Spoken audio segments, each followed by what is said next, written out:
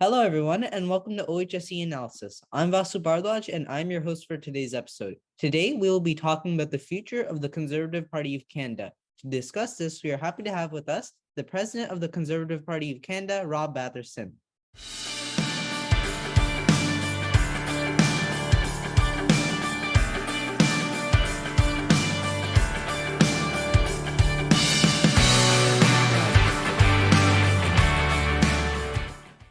Rob, how are you? Great, Fasu. It's an honor to be here with you in your new role and with all your viewers. Thank you. And I know you were on the show not that long ago, but it feels like such a long time since so many things have happened since then. I believe you joined us right before the leadership convention. And since then, I mean, we've seen so much new stuff with Pierre and his leadership. So it's great to have you back on and to talk about this. Very exciting times indeed since Pierre Poilievre's election on September 10th. Yeah. So thank you, Rob, for your time, and thank you for joining us today. So before we head into our question and answer segment, I want to ask you, how did you get started into politics? Oh my goodness, that's a long story. We could probably do an extended live stream on that. The bottom line is, growing up, I was always interested in politics. In the 1980s, we saw conservatism as a movement grow in the United Kingdom, the United States, and here in Canada with the election of Brian Mulroney's historic majority government. And that government brought about a lot of transformative changes for that time: free trade, privatization, deregulation, really focused on tax reform. And so that's, it's something that interested me. And then in the early 90s, I saw an ad in the newspaper looking for people to join. And I called the number, bought my first membership, and the rest, as they say, is history. Yeah, I mean it's great to see you got involved in stuff and look at where you are now, right? It's definitely lots of great things have happened and it's great to see. And I want to ask a little bit of a follow-up to that. I know we asked you this on our previous interview as well, but to all our new viewers, I know you've been in politics for a long time, so why did you choose to go more so on the administrative route rather than running safe as an MP? Well, I think looking back, I took a break from partisan politics in 2015, 2016, when I chaired the board of directors of the Halifax Chamber of Commerce. I had been, prior to that, Nova Scotia's representative on the National Policy Committee of the Conservative Party of Canada leading up to our convention in 2013, and had been very active in our Nova Scotia PC party, and had been president of the Nova Scotia PC party from 2009 to 2012. And so as I was finishing my term as chair of the board of the Halifax Chamber of Commerce, which required me to be neutral and nonpartisan, I was looking for something to do to contribute to the Conservative Party of Canada. We had just lost government in the fall of 2015, and my predecessor on National Council for Nova Scotia, Cameron McKean, was termed out. He had served his 3 consecutive terms. And so I thought, with the party having just been defeated, the fact that we had 0 members of parliament in Nova Scotia and in Atlantic Canada, that it would be an ideal time to contribute whatever skills or experiences I could to the National Council of the party on behalf of Conservative members in Nova Scotia. Yeah. And I wanted to talk a little bit about you said in Nova Scotia and generally in Atlantic Canada tends to be more liberal, right?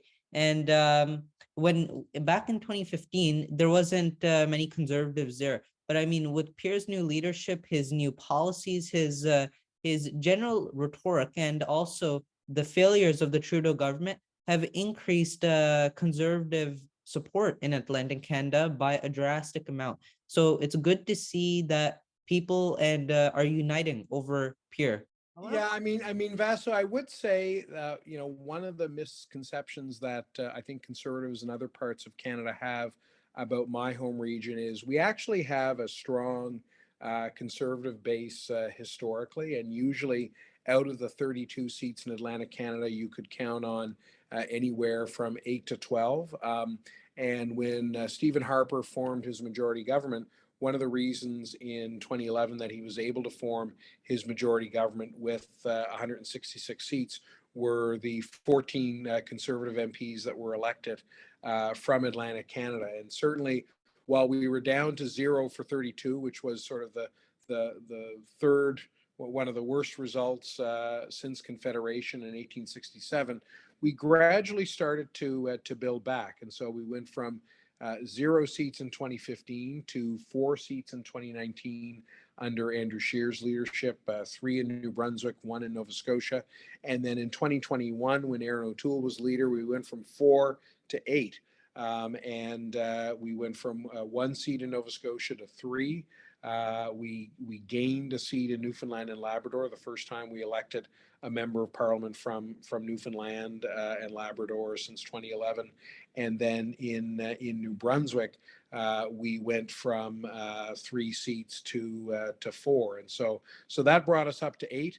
Now with Pierre's leadership, you never want to set targets that you don't hit, but I'm really confident that with our strong foundation of 8 Conservative MPs in Atlantic Canada under Pierre's leadership, come the next election, we are going to make significant gains. Yeah. So I want to hop right into our question and answer segment. So let's take a look and discuss the future of the Conservative Party of Canada. Rob, are you ready? Absolutely. You asked the question. I'm going to just take a sip of my Earl Grey tea here, so I give you a fully caffeinated response. All right.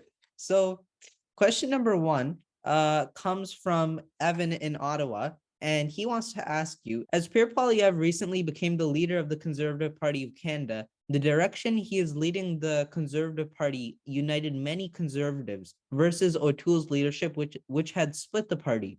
Why do you think that that was the case? And what do you envision for the future under the new leadership of Pierre? Well, in the history of the Conservative Party of Canada and our 2 legacy parties, the Progressive Conservative Party of Canada and the Canadian Alliance, we have never seen a leader win a leadership contest with as strong a mandate as Pierre Poilievre. He won 68% of the available points, 70% of the votes, and of the 338 electoral districts, he won 330. You cannot find in the history of leadership contests in the Conservative Party of Canada, going back to as early as the first ever leadership convention of 1927.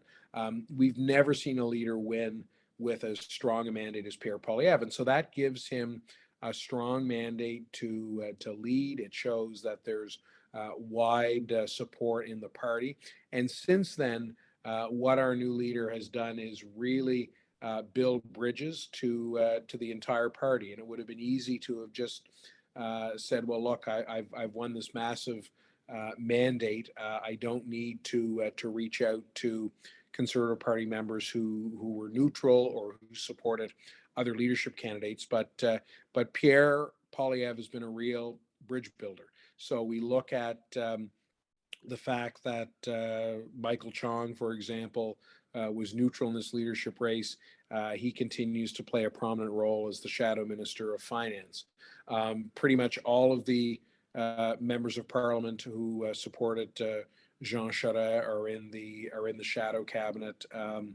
People like Rick Perkins, Shadow Minister of Innovation, Science and Industry, Gérald Deltel from the Quebec City area, Environment, Climate Change, Richard Martel, who was the winningest coach in Quebec Major Junior Hockey League history, is now our Shadow Minister for Sport. And so there's been real bridge building. And Scott Aitchison and Leslie Lewis, who were leadership candidates in caucus, also received significant roles in the shadow cabinet. Dr. Lewis is Shadow Minister of Infrastructure and Communities, and Scott Aitchison as Shadow Minister for Housing, which was a big issue that Scott championed in the leadership election, and of course Pierre championed as well. So I think there's been a lot of bridge building to make sure that we stay united, that we build on the strong support that Pierre Poilievre is seeing, not just by Conservatives but by other Canadians. I think you made a really good point there. Of course, it's good to have unity in the Conservative Party, but you have to have your own caucus under control as well. So uniting the caucus and making sure everyone is on the same boat and is on the same per se page, it's good. And it's definitely good to see that Pierre's not only resonating among his caucus and Conservative Party members, but people who have never been conservative before. I mean, so many people are switching from Liberal and NDP because they're seeing the consequences of this costly coalition. So, speaking of resonating with the Canadians, I want to move on to our second question. And this comes from Hayden in York Simcoe, and he wants to ask you, Pierre has resonated with all ages, but especially young people. So, where do you see the future of youth in our party?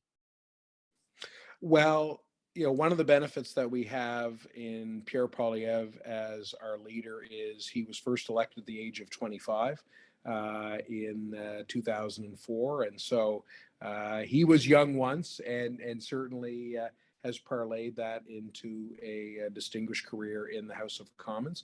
But I think what we've seen this year, very much so, is that Pierre Poilievre has been the only leader in any party who has really spoken to the concerns that young people have, the fact that they can't afford a place to live, that the cost of everything is going up, and makes starting a life, starting a career, getting married, raising a family, if you wish, that much more difficult. And so I think a lot of his appeal to young people comes from the fact that he's focusing on the issues that are most important to young people. And that's, how do you build a life when everything is getting more expensive? How do you build a life when it's difficult to find housing on your own, except in your parents' basement? How do you build a life when interest rates are now going up, and that makes borrowing more expensive if you're looking to try to buy your first home? So I think it comes down to speaking about the issues that young people care about. Yeah, I think it's extremely important to resonate with those people. I mean, they are the future of Canada, right? So uh, again, but affordability is a crisis not only affecting young people, but also all kinds of people. And it not only creates a financial burden, but it also creates a mental health burden as well, as you might not know how to pay your next bill. As recently, the Bank of Canada released all their CPI data, and food prices are up over 10% year over year, and gas prices are up almost 18% since last October. And I don't think many people are receiving like a 20% raise to account for inflation. So it's definitely, the affordability crisis is getting out of hand, and Pierre Poilievre has real solutions to fix them that the costly coalition won't follow, and they're just making it worse. So uh, Yeah, and also, Vasu, I would say, um, because Pierre Poilievre has been talking about this issue now for the better part of 2 years, this isn't something that he just discovered or is just trying to respond to the latest headline. He has been warning about the dangers of high inflation. He's been warning about the dangers of the monetary policies and the misuse of quantitative easing to put too much borrowed money into our economy. He was raising that 2 years ago, and so I think young people are very aware. They're very social media savvy. They know when someone is just sort of jumping on the issue to get a headline, as opposed to someone who's been speaking on this issue for the better part of 2 years, and that's been Pierre Poilievre. yeah, and I think the other day I was watching a clip of CTV News, and they're showing Pierre. He was on a committee, and he was talking to Tiff Macklem, the president of the Bank of Canada, and he was saying, oh, we don't see a future where we're going to rise interest rates. Inflation isn't going to be that high. And this was at like the peak of the pandemic. So mid 2020. So Pierre Polyev, he called this, he has the knowledge, he has the experience, and he definitely has real solutions. So speaking of young people, I want to move on to our next question. And this also comes from Hayden. So many provincial conservative parties across Canada have established youth wings under their parties to increase youth engagement. Will we see something like that at a federal level in order to outreach to more young people? Well, to answer Hayden's question, that has been something that our party has debated at past national conventions.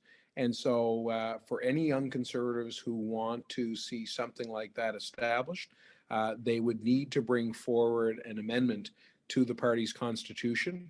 Our next national convention will be held September 7th, 8th, and 9th of 2023 in Quebec City. And so that's how we would deal with the whole question of having a separate youth structure. The reality is, in the past, when an idea of a separate youth wing has been raised, it's actually been young conservatives who have spoken against setting up a separate youth wing. And the argument that was used, certainly at the time, was that young people don't need a separate wing to be involved in the Conservative Party of Canada, take leadership roles in the Conservative Party of Canada. Again, we're the party of Pierre Polyev, who was first elected at the age of 25. Andrew Scheer, similarly, our former leader, who's now the House leader, was also elected at a young age.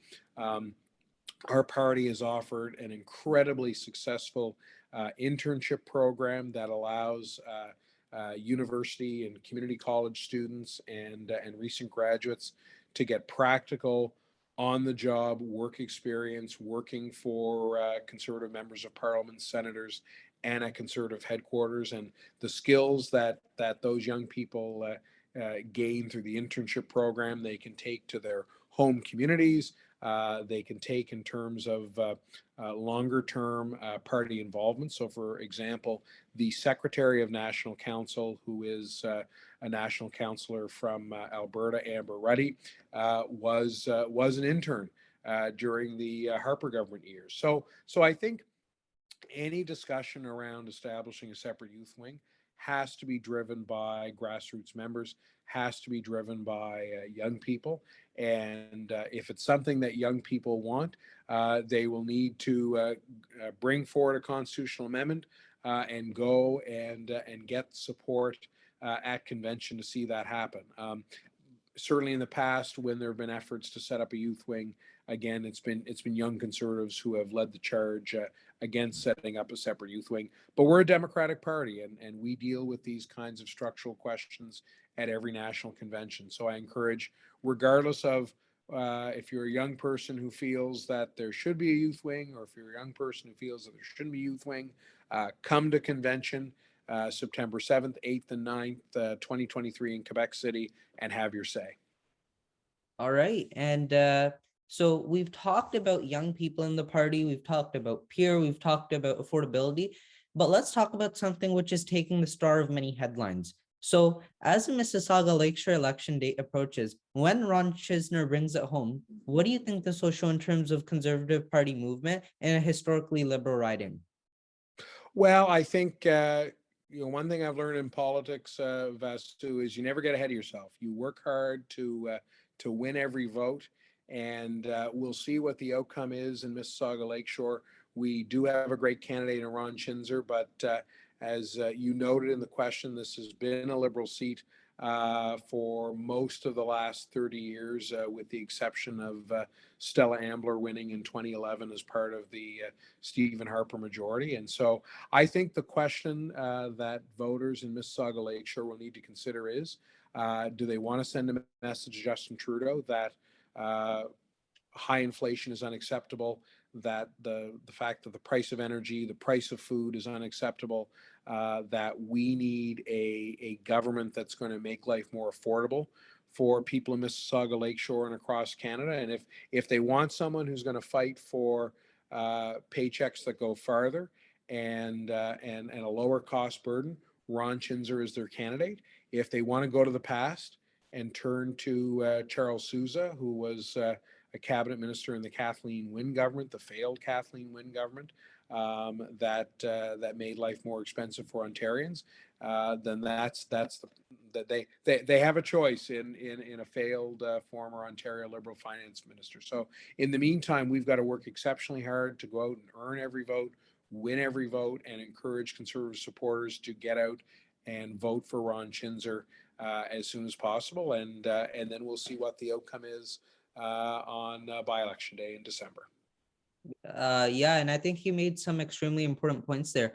I mean, let's take a look at the candidates. On one hand, you have Ron, who has been involved in the community for decades now. I mean, and he truly cares about the community as his work as a sergeant, and he has been involved. I mean, and on the other hand, you have Chris Sousa, who, again, as you mentioned, was a part of the failed Kathleen Wynne government, and when there wasn't even an like affordability crisis, he's all of our energy prices have gone up because of the privatization of Hydro One, right? So Really good point, Vasu. Really good point.